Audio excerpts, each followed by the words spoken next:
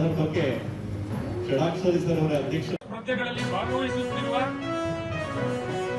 ಉತ್ಸವ ಸಾಂಸ್ಕೃತಿಕ ಸ್ಪರ್ಧೆಗಳು ಕ್ರೀಡೆಯ ಉತ್ಸವ ಈಗ ಚಾಲನೆ ಆಗ್ತಾ ಇದೆ.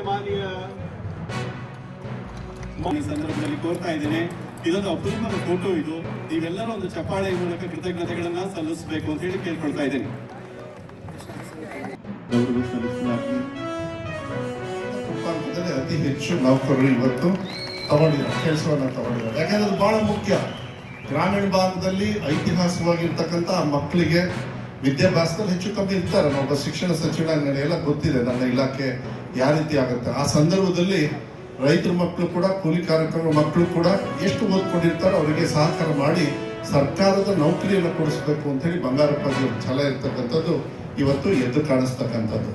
ರಿಫ್ಲೆಕ್ಷನ್, ನಾವೇನಾದ್ರು ಒಂದು ಕಾನೂನು ಮಾಡಿದಾಗ ಅದನ್ನು ಅನುಷ್ಠಾನ ಮಾಡ್ತಕ್ಕಂಥ ಸಂಪೂರ್ಣವಾಗಿರ್ತಕ್ಕಂಥ ಜವಾಬ್ದಾರಿ ನಿಮ್ಮ ಮೇಲೆ ಆ ನಂಬಿಕೆಯನ್ನು ಇಟ್ಕೊಂಡಿರ್ತೀವಿ. ಅವತ್ತು ಕೂಡ ಅದು ಎಲ್ಲಾ ಸರ್ಕಾರದವರು ಕೂಡ ಇರ್ತಾರೆ.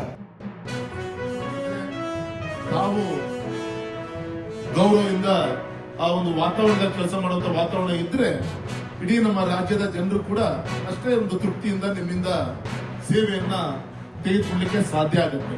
ಕ್ರೀಡಾ ಮತ್ತು ಸಾಂಸ್ಕೃತಿಕ ಚಟುವಟಿಕೆಗಳು ಏನ್ ನಡೀತಾ ಇದೆ, ನಿಮ್ಮಲ್ಲೂ ಕೂಡ ಅನೇಕ ಕಲಾವಿದರು ಒಂದು ಹೊರಹೊಮ್ಮಲಿಕ್ಕೆ ಒಂದು ಒಳ್ಳೆ ರೀತಿಯಂತ ಒಂದು ಕ್ರೀಡೆಯಲ್ಲಿ ಇರ್ಬೋದು, ಕಲ್ಚರಲ್ ಆಕ್ಟಿವಿಟೀಸ್ ಇರ್ಬೋದು, ಎಲ್ಲದಲ್ಲೂ ಕೂಡ ಒಂದು ಒಳ್ಳೆಯ ಅವಕಾಶನೂ ಕೂಡ ಈ ಒಂದು ಕಾರ್ಯಕ್ರಮಗಳಿಂದ ಕೂಡಿ ಬರುತ್ತೆ ಅಂತೇಳಿ ಈ ಸಂದರ್ಭದಲ್ಲಿ ನಾನು ಹೇಳಲಿಕ್ಕೆ ಇಚ್ಛೆ.